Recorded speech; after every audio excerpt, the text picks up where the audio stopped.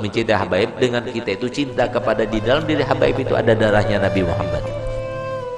Kalau seumpama ada satu orang yang datang dengan rambutnya Nabi Muhammad, rebutan orang mau datang, itu para habaib itu semua darahnya itu ada darahnya Nabi Muhammad. Hormati, muliakan karena darah tersebut. Bukan karena kita itu dituntut. Nabi Muhammad itu mau menang sendiri, anak cucunya pengen dihormati, dimuliakan, tidak, sama sekali tidak. Akan tapi maksudnya Nabi supaya kita cinta kepada keluarganya, supaya apa? Supaya ada hubungan dengan Nabi Muhammad. Sama seperti saya punya anak saya dilakukan kebaikan, diberbuat kebaikan oleh seseorang, maka pasti saya senang. Saya orang Banjar ini paling senang sama Haji Udin, paling senang, diantara paling senang Haji Udin. Kenapa? Karena Haji Udin selalu menyenangkan anak saya. Sampai kalau saya mau berangkat ke Banjar pasti rebutan mau datang ke sini. Kenapa? Karena Haji Udin baik, dia memberikan sesuatu kepada anak saya. Diingat, saya ini sebagai seorang manusia biasa, saya akan membalasnya, membalas kebaikannya, paling tidak mendoakan. Itu orang yang biasa. Saya orang biasa. Bagaimana dengan akhlaknya Nabi Muhammad yang dipuji oleh Allah Ta'ala, wa innaka la'ala khuluqin azim. Pasti kita dengan mencintai para zuriat Nabi, kita pasti akan mendapatkan balasan dari Nabi, dan paling sedikitnya kita akan mendapatkan syafaatnya Nabi Muhammad SAW. Semoga kita seberataan termasuk cinta kepada keluarga Nabi, menghormati keluarga Nabi, menjunjung tinggi ke keluarga Nabi, dan memuliakan keluarga Nabi. Amin amin ya rabbal alamin. Sayyidah Fatimah datang kepada Nabi Muhammad. Siapa Sayyidah Fatimah? Sayyidah Fatimah itu anak perempuannya Nabi dan anak Nabi yang paling bungsu, terakhir. Yang paling mirip dengan Nabi anaknya semuanya, yang laki yang perempuan enggak ada semirip Sayyidah Fatimah dengan Nabi Muhammad. Paling mirip, akhlaknya paling mirip, semuanya paling mirip. Tapi lihat bagaimana kehidupannya, sangat mengenaskan, sangat menyedihkan. Yang seandainya para syarifah-syarifah tahu siapa datuknya Sayyidah Fatimah, maka kita itu akan merasa yang ada sekarang ini luar biasa, luar biasa. Kita berdakwah hanya dihinakan orang, direndahkan orang, nggak sepadan dengan apa yang dilakukan oleh Nabi Muhammad. Nabi Muhammad dilempar, Nabi Muhammad dikatakan tukang sihir. Nabi Muhammad bukan cuma itu saja, tapi Muhammad dicekek, Nabi Muhammad dilempar dengan batu, dilempar dengan besi, sampai luka-luka badannya. Kita nggak pernah seperti itu. Sehingga kalau kita melihat juga para syarif itu harusnya lihat pada neneknya Sayyidah Fatimah. Bagaimana Sayyidah Fatimah? Sampai Nabi SAW mengatakan bahwa Sayyidah Fatimah adalah pemimpinnya para wanita ahli surga semuanya. Ibunya di bawah pemimpinannya, Sayyidatuna Maryam di bawah pemimpinannya, Sayyidatuna Hawa di bawah pemimpinannya, semuanya. Yang paling mulia di antara wanita adalah Sayyidah Fatimah Zahra. Tapi lihat bagaimana kehidupannya. Kehidupan yang wah, kehidupan yang hebat, kehidupan yang penuh dengan fasilitas. Tidak.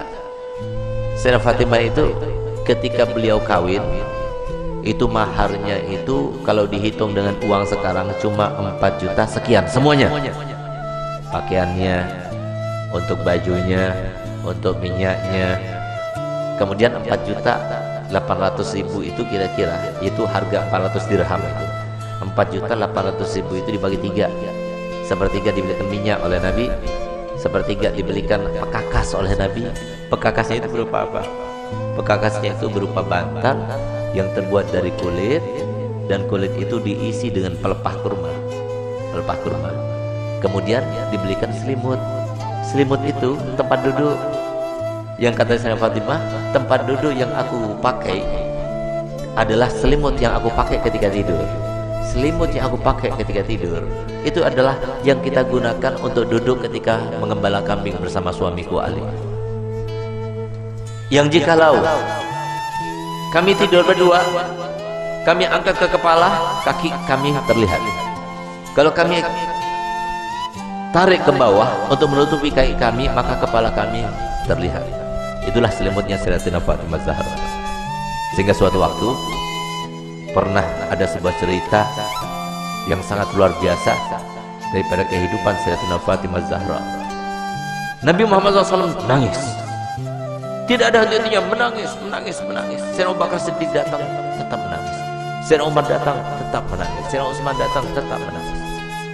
Sampai Sayyidina Abu Bakar mengatakan, ini nggak ada yang bisa mendiamkan Nabi kecuali putri tercintanya Sayyidatina Fatimah Zahra. Berangkatlah Sayyidina Abdurrahman bin Auf ke rumah Sayyidatina Fatimah dengan perintah dari Sayyidina Abu Bakar Siddiq. Dikatakan, siapa di luar sana? ibn Auf, wahai Fatimah, untuk apa kamu datang kemari? Kami ingin meminta bantuanmu karena Nabi SAW mulai tadi sedang nangis dan tidak berhenti menangisnya, terus menangis. Kami sedih melihatnya. Baik, sebentar, aku memakai pakaian dahulu. Kenapa Nabi SAW menangis? Karena Nabi telah diturunkan ayat yang berbunyi, wa in minkum illa wariduha. Tidak ada seorang pun dari kalian kecuali pasti akan melewati di atas neraka itu. Itu yang bikin nangis Nabi. Tidak ada satupun dari kita kecuali kita akan melintas di atas jahanam. Bagaimana tempat lintasan kita tergantung kepada amal kita. Tipis tebalnya tergantung kepada amal kita. Yang sekarang kita tidak memperdulikannya, tidak memikirkannya, nanti semuanya akan terpampang di depan mata kita dan kita akan melewatinya. Semoga kita termasuk yang mendapatkan amal yang banyak, yang menyenangkan hati baginda Rasul Muhammad SAW. Berangkatlah Sayyidah Fatimah. Begitu berangkat Sayyidah Fatimah bertemu dengan Nabi. Sayyidah Fatimah ketika masuk ke masjid, mereka berteriak. Semua sahabat Nabi berteriak Allahu Akbar. Kenapa demikian? Kenapa mereka berteriak? Karena mereka jarang melihat Sayyidah Fatimah Zahra, seorang syarifah, cucunya Nabi, anaknya Nabi, yang pada suatu waktu Nabi SAW membuat sebuah teka-teki, di mana teka-tekinya itu berbunyi begini. Tahukah kalian siapakah sebaik-baik wanita? Tidak ada seorang sahabat pun yang menjawabnya. Sampai kemudian Imam Ali pulang ke rumahnya dan dia sampaikan pertanyaan Nabi kepada Sayyidah Fatimah. Maka Sayyidah Fatimah, aku tahu jawabannya. Apakah wahai binti Rasul? Jawabannya adalah sebaik-baik perempuan adalah tidak pernah dilihat laki-laki dan tidak pernah melihat laki-laki. Ketika Sayyidah Fatimah datang dan para sahabat banyak tidak mengetahui dengan Sayyidah Fatimah, mereka berteriak semuanya. Kenapa berteriak? Karena baju yang digunakan oleh Sayyidah,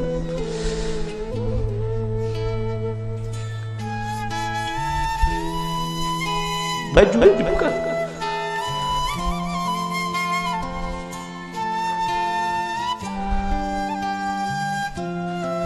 baju yang digunakan oleh Sayyidah Fatimah terdapat tambalan sebanyak 20 tambalan, sehingga sahabat semua sedih melihat putri tercintanya yang selalu dipuji oleh Nabi, yang paling mirip dengan Nabi, yang selalu Nabi SAW merendahkan semua wanita supaya mengikutinya, meneladaninya.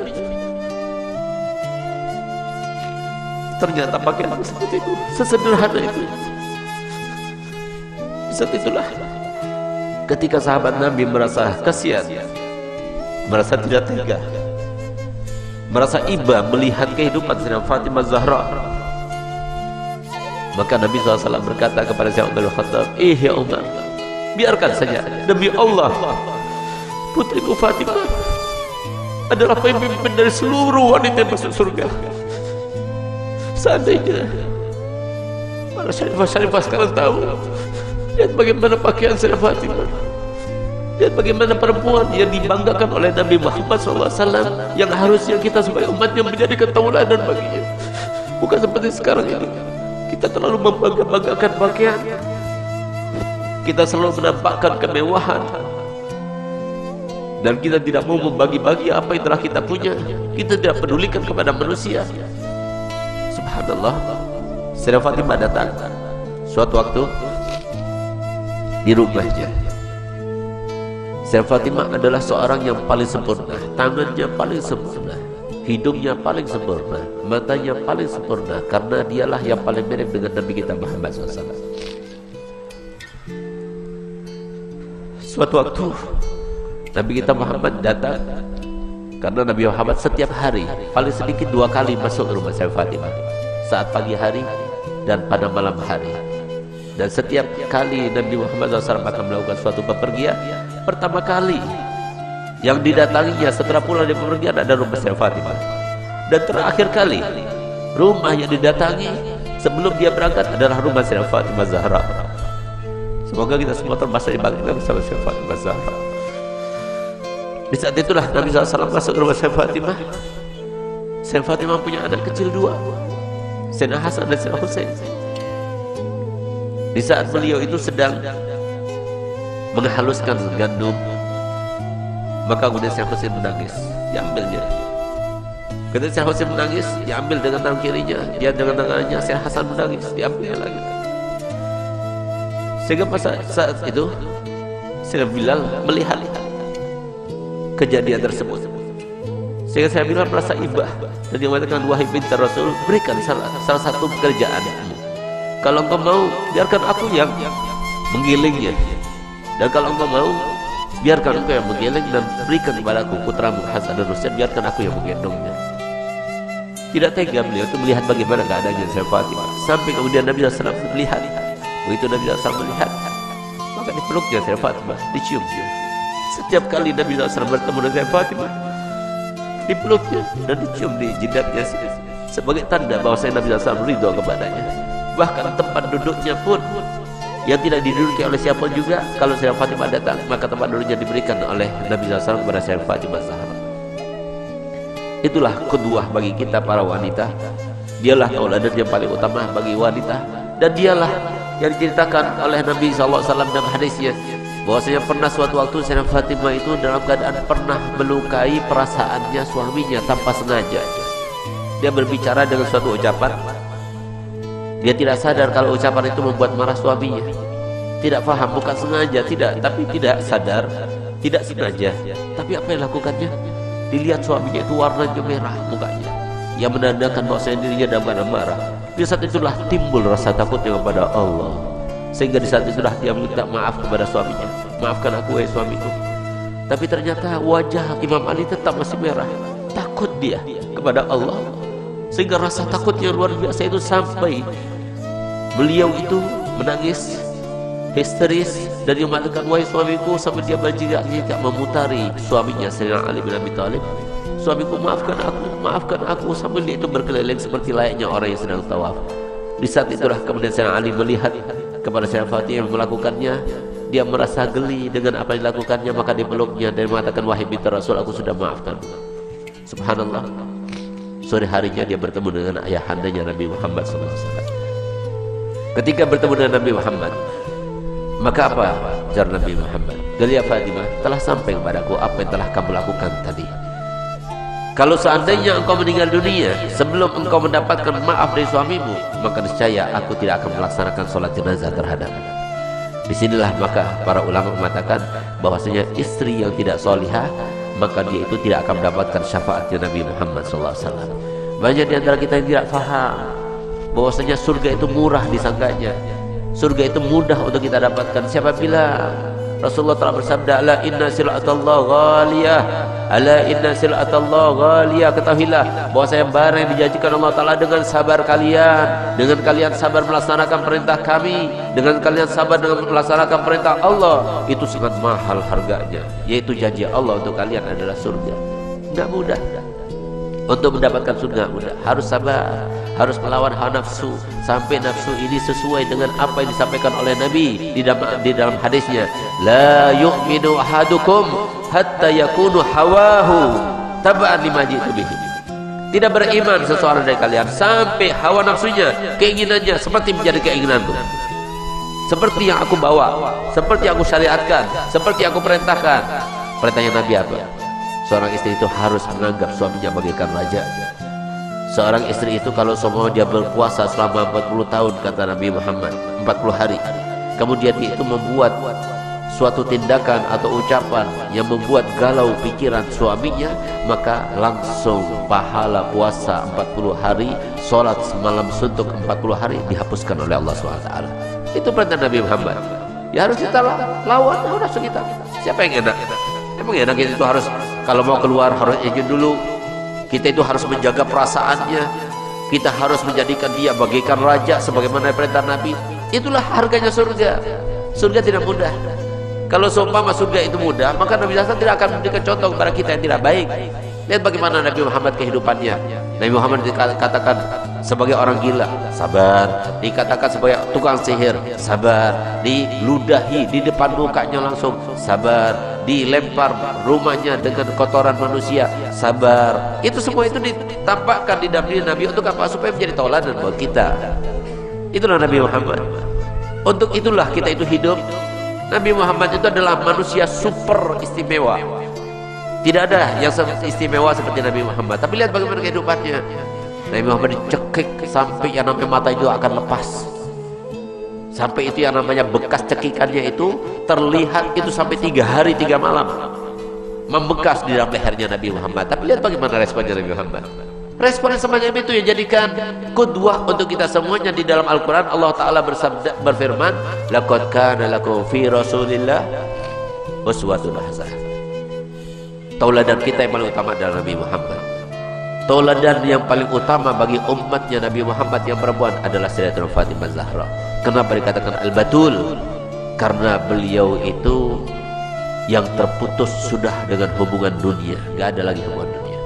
Semuanya untuk Allah, ridhonya untuk Allah, pikirannya untuk Allah, ibadahnya semuanya untuk Allah. Bahkan dirinya pun, nyawanya pun semuanya diperuntukkan untuk Allah Subhanahu wa taala. Oleh karenanya, pernah suatu waktu Sayyidah Fatimah datang kepada Nabi Muhammad. Beliau miskin, tidak punya apa-apa. Bahkan Sayyidah Fatimah pernah suatu waktu ceritanya, beliau itu kan kerjaannya kalau ada waktu yang kosong maka beliau itu menenun. Setelah jadi tenun jadi jual. Uangnya kumpulkan, dapat setahun, kumpulkan uang, maka dia mendapatkan uang yang cukup untuk membeli emas. Setahun menenun baru dapat uang untuk membeli emas.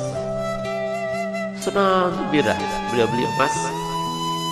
Kemudian emas yang sebelumnya, kenapa dia sekarang beli emas? Karena emas yang berupa kalung pemberian daripada Sayyidatina Khadijah, satu-satunya pemberian Sayyidatina Khadijah untuk Sayyidah Fatimah Zahra. Ketika Nabi SAW mengumumkan kepada penduduk Madinah semuanya, wahai ya nisa tasaddaqna, ya nisa tasaddaqna, wahai perempuan, ayo banyak sedekah, banyak sedekah. Rasulullah yang merintahkan. Fa inni ra'aitukunna aksar ahli nar, aku melihat kalian itu lebih banyak penghuni neraka. Subhanallah, sahabat Nabi itu melepaskan gelangnya, melepaskan giwangnya, termasuk yang dikirimkan oleh Sayyidah Fatimah itu adalah kalung pemberian Sayyidah Khadijah. Begitu melihat kalung tersebut, maka Nabi SAW meneteskan air mata karena terkenang dengan Sayyidah Khadijah. Tapi tetap Nabi SAW walaupun sayang dengan kalung itu, tapi dijualnya. Karena apa? Untuk membayarkan dan untuk memfasilitasi para mujahid fisabilillah di dalam Jaisul Usrah itu yang terkenal itu. Nah, subhanallah, ketika sudah dia dapat membeli kalung yang kecil, bukan kalung besar, kalung kecil. Begitu Sayyidah Fatimah memakainya, Nabi setiap hari paling sedikit 1 harinya 2 kali datang. Begitu masuk ke rumahnya, ternyata Sayyidah Fatimah terlihat di lehernya pakai kalung emas itu. Apa yang dilakukan Nabi Muhammad? Nabi Muhammad langsung keluar lagi. Nabi Muhammad langsung keluar lagi. Nabi Muhammad itu doanya dikabulkan. Nabi Muhammad tinggal mengangkat tangannya, maka arsy Allah akan goncang kecuali sampai dikabulkan permintaannya. Tapi lihat bagaimana Nabi Muhammad begitu melihat Sayyidah Fatimah memakai kalung itu, keluar dia. Kenapa keluar? Sayyidah Fatimah cerdas, tahu dia. Kenapa beliau keluar? Enggak seperti biasanya. Biasanya menciumku, kemudian duduk di tempatku, seperti yang biasa beliau lakukan. Tapi ini enggak. Begitu melihat, langsung dia keluar tanpa berkata apapun. Dia seorang wanita yang cerdas. Sehingga apa dilakukannya? Dia langsung copot kalungnya, kemudian dijual dan harganya diberikan kepada Nabi SAW. Terserah buat apa seperti Nabi. Itu dilakukan Nabi kita Muhammad SAW. Sehingga suatu waktu Sayyidina Ali, karena dia kecapean, 1 hari beliau itu dari mulai pagi sampai malam itu mencari uang untuk makannya keluarga. Makanya Sayyidah Fatimah, makanya Sayyidina Hasan, makanya Sayyidina Husain. Bukan berarti dia itu menopang kepada Nabi. Nabi seorang Nabi, pasti banyak uangnya, pasti Sayyidah Fatimah pasti dikirim-kirim. Nabi bukan semacam itu. Dan Sayyidah Fatimah bukan tipe orang yang seperti itu, begini kepada orang, tidak. Dan seharusnya para cucu Nabi SAW, cucu-cucu Sayyidah Fatimah Zahra itu seperti itu juga. Enggak begini kita kepada orang, tapi kita begini kepada orang. Bukan kita meminta, tapi kita memberi kepada orang lain. Subhanallah. Akhirnya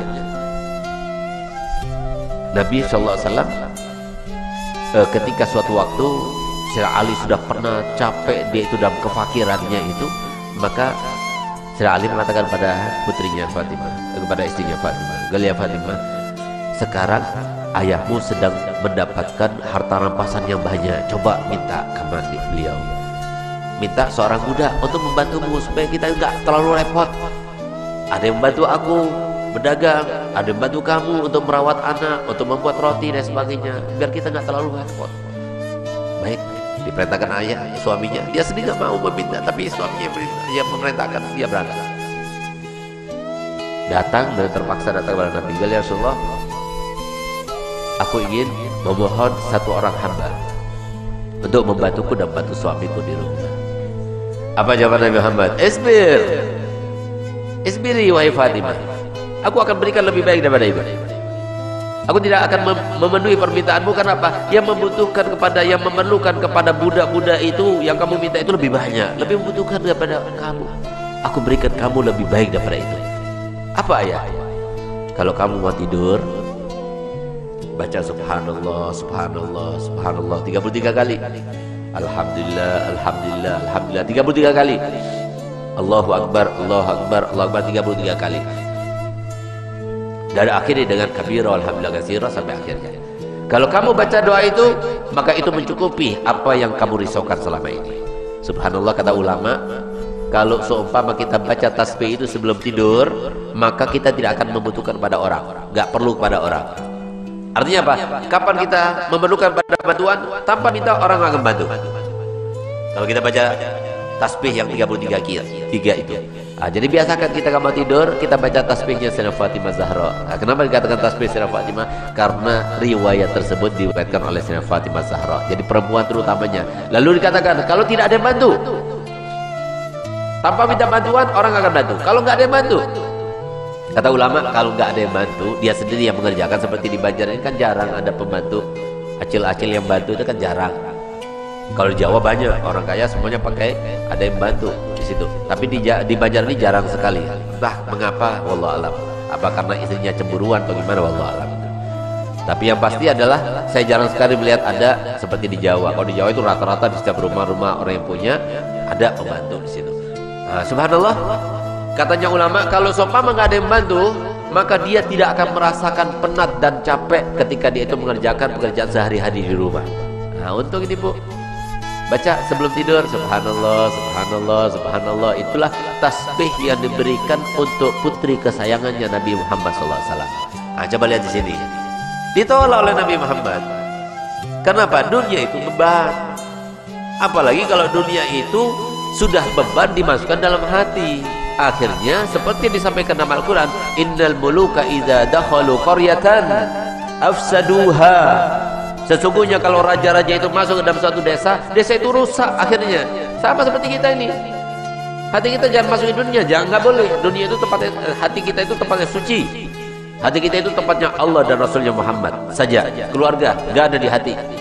Semuanya di tangan, harta benda di tangan, semuanya di tangan. Tapi dalam hati kita adalah Allah dan Rasulnya Muhammad SAW. Harusnya seperti itu. Nah, karena bakal sendiri di hati ada cinta dunia, akhirnya iri, dengki. Sampai sekarang ini setiap pedagang cari pesugihan, haram hukumnya, syirik itu. Nah, padahal nggak usah jadi pesugihan. Kalau kita hadir majelis-majelis semacam ini dan juga majelis-majelis tempat yang lainnya semacam ini, maka insya Allah kita pulang seminggu, sebulan depan ini insya Allah sugih terus. Nah, gitu. Nah, niatin saja, ya Allah, anak pengen ya Allah supaya dimudahkan untuk dapatkan harta yang halal, minta yang halal, yang barokah, yang tidak ada hisabnya nanti di akhirat. Kalau semua dapatnya cuma beberapa pelanggan saja, itulah nasib kita, itulah bagian kita, tapi halal, barokah. Ketimbang banyak tapi tidak barokah. Nah, oleh karenanya di sini katakan, setiap Rasulullah itu diminta terkait dengan dunia, selalu Rasulullah jawabannya isbir walakal jannah. Kita juga seperti itu. Ya Rabb, di tahajud kita katakan, ya Rabb, saya ini nggak punya, dari dulu nggak punya, rumah saya sudah reot, ini semua dan sebagainya. Kalau kita itu merasa seperti itu, ayo bandingkan, kata Nabi Muhammad, idza usibtum bi musibatin falyugharir bi musibati. Kalau seumpama terkena musibah kalian, ayo bandingkan dengan musibah aku. Nabi Muhammad pernah diblokade selama 3 tahun. Nabi Muhammad itu sering tidak makan sampai 3 hari 3 malam. Kita pernah tidak makan 3 hari 3 malam. Nabi Muhammad pernah dicekik. Kita pernah dicekik. Alhamdulillah saya belum pernah dicekik. Alhamdulillah, semoga tidak pernah dicekik gitu. Bukan kita mengharapkan, karena apa? Rasulullah yang memerintahkan kita. Apa kata Rasulullah SAW? Idza sa'altallah fas'alillahal afiyah. Kalau kamu minta pada Allah, memohon pada Allah, jangan mohon yang berat-berat, tapi minta yang enak-enak. Minta kebaikan, minta kekayaan, minta kesejahteraan, tapi diakhiri dengan fi khairin wa afiyah.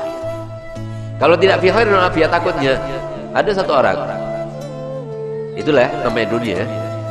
Dulu orang nggak punya, dia selalu minta supaya kaya. Dia anak yatim. Akhirnya apa? Setelah kaya lupa sama gurunya. Nah itu dunia. Orang kalau sudah punya dunia itu paling sedikit ada sesuatu yang berubah. Apa itu? Sombongnya berubah. Kenapa kok bisa begitu ya? Kok orang-orang kaya itu banyak yang sombong-sombong dan sebagainya? Kenapa ya? Karena Nabi Muhammad telah bercerita bahwasanya setiap dunia itu ketika diciptakan, maka itu diambil oleh iblis, selalu diciumnya dengan bibirnya. Cium, lalu diletakkan di matanya dan dimatakan, wahai dunia, engkau adalah putriku. Siapapun yang memilikimu berarti dia itu telah meminang putriku. Nah, jadi jangan salahkan kalau setan selalu datang ke orang-orang kaya itu. Makanya coba lihat yang datang ke sini, mana banyak orang kaya? Sedikit orang kaya datang. Kenapa? Banyak iblisnya, banyak setannya. Nah, jadi siap-siap. Kalau kita mau jadi orang kaya silahkan, tapi kekayaan itu harus berguna. Kita pernah bikin pesantren, kita pernah bikin masjid, kita pernah bikin musola, kita pernah membantu ulama, kita pernah membantu majelis. Itu baru berguna. Nggak ada orang mati itu bawa uangnya, itu nggak ada. Nggak ada orang kaya itu kalau kaya, Bib, karena saya kaya, Bib, jadi saya makannya 10 piring setiap hari, Bib. Nggak ada ceritanya begitu. Karena saya orang kaya, Bib, pakaian saya nggak 1 lapis tapi 10 lapis. Ada yang gitu? Nggak ada seperti itu, sama saja. Cuma memang kita itu ada sifat yang pokok di dalam diri manusia, namanya sifatnya itu sifat hiris. Apa itu hiris? Rakus. Nah, rakus inilah yang menyebabkan akhirnya kita itu pengen lagi melihat rumah. Oh, rumah itu bagus, rumah kita yang sudah bagus masih kalah sama itu, pengen lagi. Jangan lihat istri, bahaya itu nanti gitu. Lihat uang banyak, wah uangnya banyak, kita pengen lagi. Itu biasa. Lihat mobil baru, pengen lagi. Itu.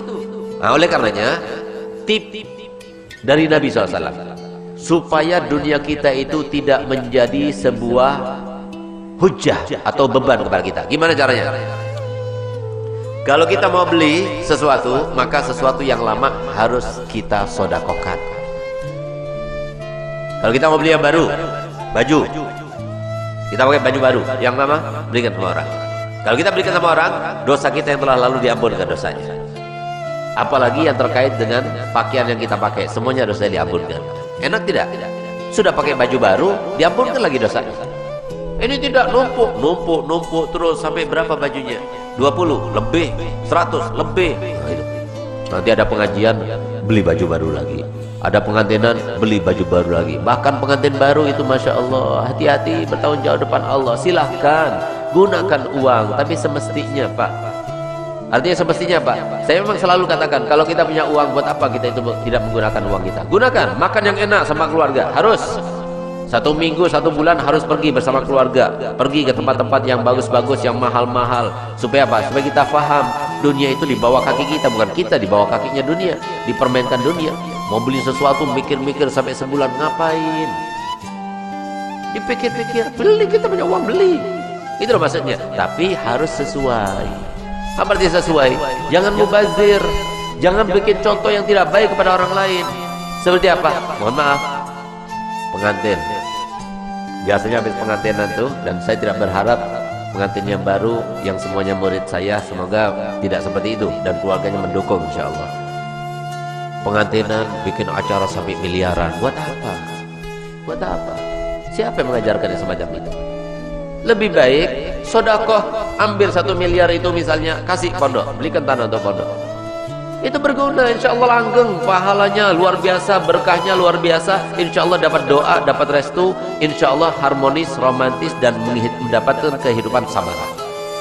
Ini tidak, bikin acara 1 hari habis 2 miliar. Di mana-mana banyak itu, yang semacam itu banyak. Bikin acara di gedung, harus gedung.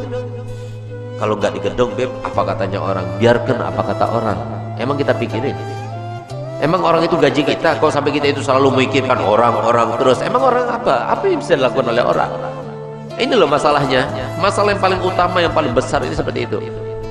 Nah, jadi biarkan sederhana. Semampu kita. Kita mampu di gedong, ya alhamdulillah di gedong. Tapi kalau kita nggak mampu di gedong, ya sudah di rumah. Seperti tadi kita laksanakan perkawinan, sudah selesai, sederhana. Baca maulid, undang habaib, berapa orang habaib, berapa kiai, sudah selesai. Nggak usah sampai kita itu menyenangkan hatinya setan. Lalu kita kumpulkan undang orang yang banyak. Nanti hari ini orang kaya khusus ya, pejabat kaya khusus. Orang kedua para pedagang ya. Nah, yang ketiga yang kiri-kiri ya, miskin-miskin ya. Gitu. Ada yang semacam itu kadang-kadang. Nauzubillah. Nah, jangan ditiru mereka. Ambil ridhonya Nabi Muhammad. Tirulah Sayyidah Fatimah.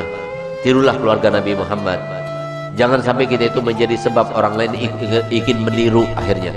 Sehingga apa? Kadang-kadang pengantin itu beli baju. Baju itu pakai sekali, 2 kali.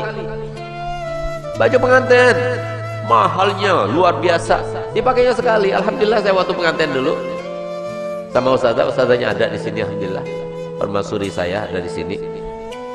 Saya ingat saya pakai jasnya minjem. Apalagi dasinya juga ikut minjem. Dasi itu mau pakai dasi saya nggak ngerti sampai setengah jam lamanya. Saya masih ingat sepatu minjem. Celana saja saya beli. Kenapa? Dipakai sekali toh, dipakai sekali, masih kita mau beli. Keuangan kita pada waktu itu emang nggak punya. Nah, gitu. Ini sekarang ada yang beli baju untuk main-main ke keluarga itu loh. Itu kan harus gemerlap itu kadang-kadang itu dibeli sampai 20 biji. Habis itu dipakai habis apa? Udah nggak dipakai lagi, mubazir. Sewa. Gengsi, sewa. Gengsi kenapa gengsi? Karena apa katanya orang nanti? Apa katanya orang lagi? Nah, ini jadi masalah. Jangan hiraukan orang. Man balan nas, kata Allah haddad, man balan nas ma taghamman. Orang yang memikirkan orang lain terus, maka orang itu mati sumpah. Jadi orang lain itu nggak bisa dijadikan suatu patokan hukum. Bagaimanapun kita pasti dibicarakan orang. Kita baik dibicarakan orang, kita jelek juga dibicarakan orang. Dan ingat bagaimana Luqman Al-Hakim mengatakan, ridhon nas ghayah la tudrak. Kalau kita ingin seluruh manusia senang pada saya, nggak bisa. Itu adalah sebuah keinginan yang tidak akan terpenuhi, mustahil. Sehingga dicontohkan oleh ayahnya ini kepada anaknya, Luqman Al-Hakim. Nah, coba kita tunjukkan dan kita buktikan perkataan itu. Paginya dia berangkat lewat pasar dalam keadaan bawa kendaraannya apa? Himar, keledai. Tapi dibawa orang dua yang bawa, pegang talinya begitu. Begitu lewat di pasar, orang pasar bilang, sian deh orang tuh. Kenapa? Masa himar untuk ditunggangi itu dia enggak ditunggangi, dituntun. Dari saking pelitnya kali ya. Tuh, nah apa katanya mereka? Sore harinya pulang lagi lewat pasar, anaknya yang naik, kamu nak yang naik, biar aku yang nuntun. Itu lewat pasar, diomongin juga, dikatakan itu gimana itu anak itu kurang ajar banget itu. Masa orang tuanya nuntun, anaknya di atas, kurang ajar itu. Orang tuanya juga nggak bisa mendidik itu, masa anaknya di atas. Tuh. Nah, apa katanya? Nah, ingat nggak? Iya. Besok kita ulangi lagi. Besok paginya berangkat lagi pasar itu. Dalam keadaan ayahnya yang naik, anaknya yang nuntun. Lagi-lagi orang itu bilang apa? Itu orang tua gimana sih? Nggak tega-teganya membiarkan anaknya nuntun. Harusnya dia yang nuntun, anaknya yang di atas. Ini enggak, dia yang naik. Kesian tuh anak masih kecil. Tuh nah, apa katanya? Nah, ayo kita sore nanti kita praktekkan. Akhirnya apa? Pulang sore harinya, keledai yang kecil dinaiki orang dua. Begitu lewat di pasar, orang bilang, itu gimana sih itu orang nggak ada belas kasihannya. Itu melanggar hak asasi manusia itu. Bayangkan orang keledai kecil dinaiki orang dua, nggak ada habis-habisnya.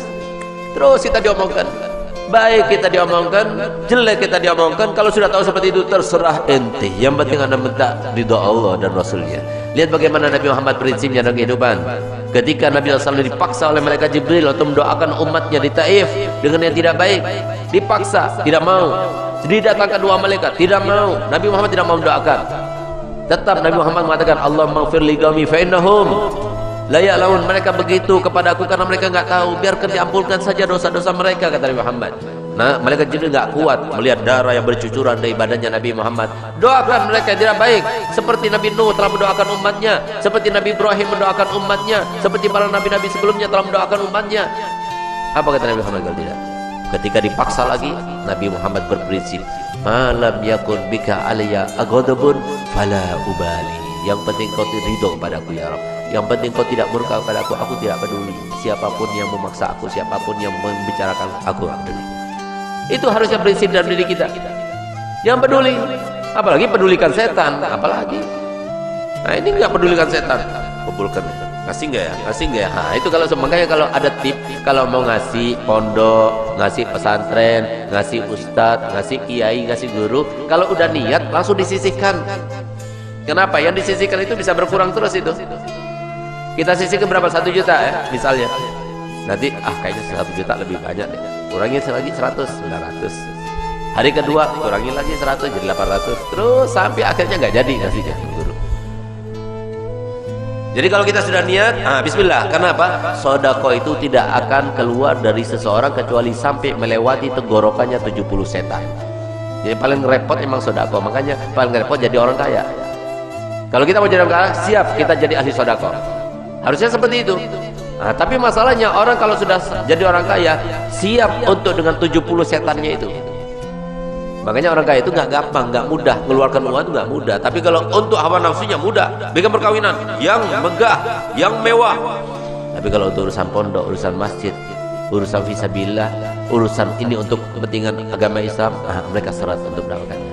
Oleh karena itu, gunanya kita hadir majelis-majelis para ulama itu adalah supaya melenturkan hati kita, supaya kita itu kuat, mempunyai benteng yang kuat untuk menjaga keimanan kita. Jangan sampai tergerus, terus bertambah, setiap hari bertambah. Kata Nabi Muhammad SAW, man kana yaumuhu khairun min ansi fahuwa rabih. Barang siapa yang harinya lebih baik daripada hari kemarinnya, itu untung. Semoga kita termasuk yang untung. Nggak mungkin ada orang yang untung seperti yang disampaikan Nabi kecuali mereka ahlu majlis. Kalau nggak ahli majlis, nggak bakalan dia itu aku. Silahkan cari di mana ada orang yang untung menurut persepsinya Nabi, lalu dia tidak hadir majelis kemudian untung, nggak bakalan untung. Pasti harinya lebih jelek, lebih jelek, lebih jelek atau sama dengan hari kemarinnya. Wa man kana yaumuhu misla amsi. Barang siapa yang harinya seperti hari kemarinnya, fa huwa maghbun. Itu orang rugi itu kata Nabi Muhammad. Tapi yang ada naudzubillah kata Nabi Muhammad, man kana yaumuhu syarrun min amsi fa huwa mal'un. Barang siapa yang harinya lebih jelek daripada hari kemarin, berarti orang itu orang yang dilaknat oleh Allah Ta'ala. Semoga kita termasuk orang yang beruntung. Semoga kita termasuk yang ahli majelis.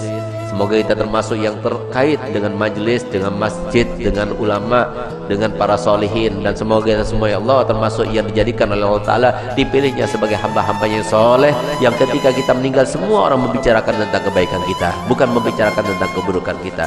Ya Allah, jadikanlah kami contoh bagi yang lainnya ya Allah, yang baik bukan yang buruk, yang akhlak yang baik bukan yang akhlak yang buruk. Ya Allah, jadikanlah kami di dalam segala posisi kami yang terbaik, suami yang terbaik, istri yang terbaik, anak yang terbaik, ayah yang terbaik, ibu yang terbaik, umat yang terbaik, umatnya Nabi yang terbaik. Ya Allah, jadikanlah kami ya Allah termasuk yang sebelum meninggal dunia, termasuk yang melihat dan bermimpi Nabi Muhammad. Yang dipastikan orang yang bermimpi Nabi Muhammad insyaallah akan melihat Nabi Muhammad dalam keadaan nyata, yang berarti akan mendapatkan syafaat Nabi Muhammad. Allahumma innaka ta'lamu asrarana wa lan yatana faqbal ma'ziratana wa ta'lamu hajatina fatina su'alana wa ta'lamu ma fi anfusina filana dzunubana.